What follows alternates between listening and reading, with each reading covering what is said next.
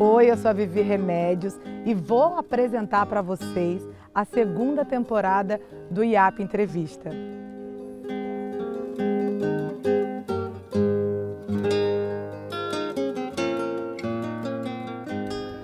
Voltamos com o segundo capítulo com a Marinette.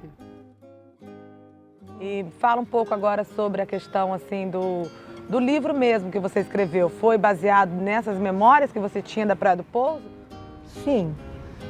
Como eu te falei, né, anteriormente, eu fiz a árvore genealógica da família, de todas as famílias, né?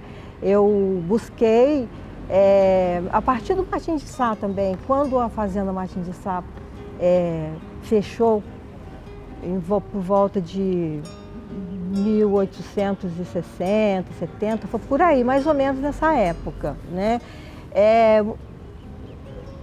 Tinha muito, os funcionários que tinham na fazenda Martim de Sá, eles eram negros, eram brancos, os brancos eram assalariados e também tinha uma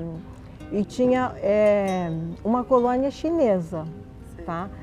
E essa colônia chinesa também espalhou, né? Porque alguns foram morar na Ponta da Cajaíba, uns foram morar na Itaoca, tá? E depois que eles vieram para a cidade, né? Que é da família Ramiro, né? E a gente tem até parente na família Ramiro, porque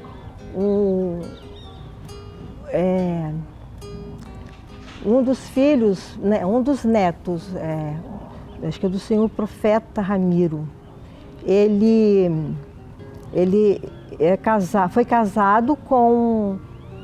foi casado com uma filha do meu tataravô, do meu bisavô Biá.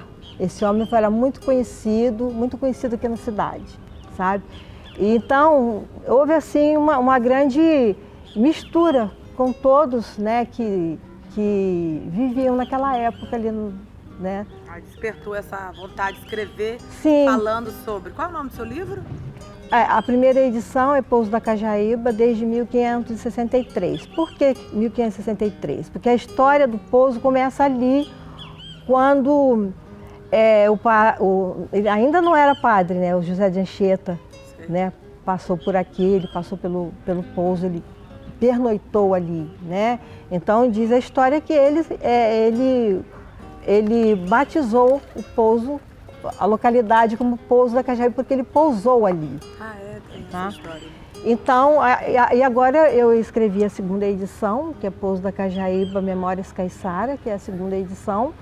E então, já com mais detalhes de informações, né? Porque a partir da primeira edição eu já fui bem mais informada de assuntos que eu não conhecia, que eu não sabia. E a sua mãe te conta ou algumas pessoas mais Olha, antigas?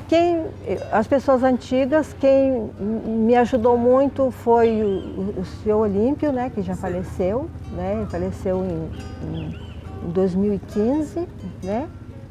No 2016, acho que o senhor Olímpio. O senhor Olímpio, ele faleceu um ano depois que eu lancei o livro, tá? Entendi. O meu pai era minha fonte, assim, que não falhava nunca, né? Então ele deixou para mim muita história, né? E outras pessoas que eu visitei, né, na costeira, né? A Dona Capita. Você Conheceu a Dona Capita? Das Pedras, né? Dona Capita. Ela morou... Nos últimos dias ela viveu lá no Pouso, né? Mas ela morou muito tempo no Martim de Sá. E ela também me ajudou muito nas histórias antigas e várias pessoas que eu sempre procurei entrevistar. Legal. E fala um pouco sobre a questão que você estava falando sobre a segurança, né, de antigamente, como que era. Tinha Sim. umas histórias, né? Tem. Então, sempre existiu, quer dizer, até a década de 60, existiu na costeira a a inspetoria de quarteirão, sabe? Em 1855, o inspetor era o meu tataravô, Antônio Xavier de Souza, sabe? Ele morava no Pouso, ele era o delegado, o subdelegado de polícia, tá? Que ele fazia a segurança desde o Mamanguá até Martim de Sá, tá? E tinha no Pouso uma casa de detenção provisória, tá? Porque todos os presos, né, não era assim as infrações que eles cometiam não eram coisas assim pesadas, né? Era uma bebida que exagerava, né? E uma bebida exagerada, aliás, e uma confusão. Então eles eram mantidos, depois trago aqui para a cadeia de Paraty, né? Quando funcionava aqui no prédio onde funciona o IAP hoje. Tem história aqui, memória lá do Pouso, hein? Então, depois, na década de 30, até a década de 60, quando o inspetor era o seu Manuel Porfírio, que ficava também no Mamanguá, a sede da inspetoria ficava no Mamanguá. E no Pouso tinha um tio meu, que se chamava Benedito Xavier de Souza, né? Eu não o conheci, mas eu conheci a história dele, né? Falando na década de 30, porque ele foi tipo uma liderança, ele foi um líder no Pouso, ele foi um líder, sabe? Ele que liderou a construção do cemitério, o cemitério que tem no Pouso, né? A capelinha que tinha lá, que foi destruída, né? Foi ele quem liderou a construção também. Ele também era professor, ele ensinou muitos dos antigos a ler e assinar o nome. Então muitos que aprenderam a assinar o nome foi através dele, sabe? E ele foi comissário de polícia. Até a década de 50 ele era comissário de polícia. Então ele que fazia a guarnição no Pouso, né, dos presos que ficavam nessa casa de detenção provisória. Olha que interessante. E falando sobre essas questões, hoje inicia aqui em Paraty, né, a Festa do Divino. E como que é essa relação na Praia do Pouso? Tem alguma festa, assim, alguma coisa marcante de religião ou da comunidade mesmo que vocês faziam lá, o que continua até hoje? Então, antigamente tinha, na época da Festa do Divino, e as bandeiras surda e muda, né? Que faziam angariação de donativos para a festa, né? Tinha também festa, as duas comunidades que tinham festa era o Pouso da Cajaíba e Itaoca. Porque Itaoca também tem uma igrejinha, tem uma capelinha lá. Ela está abandonada, mas ela ainda está de pé. Legal, né?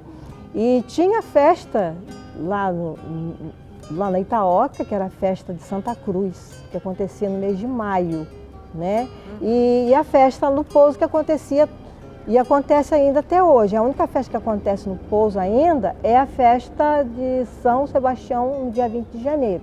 E existia assim uma afinidade entre as comunidades por causa dessas festas, né? Tinha folia de reis, né? Foi muito marcante na época. Tinha os bailes que aconteciam, né? E isso tudo acabou, né? Com o tempo, as coisas foram modificando, né?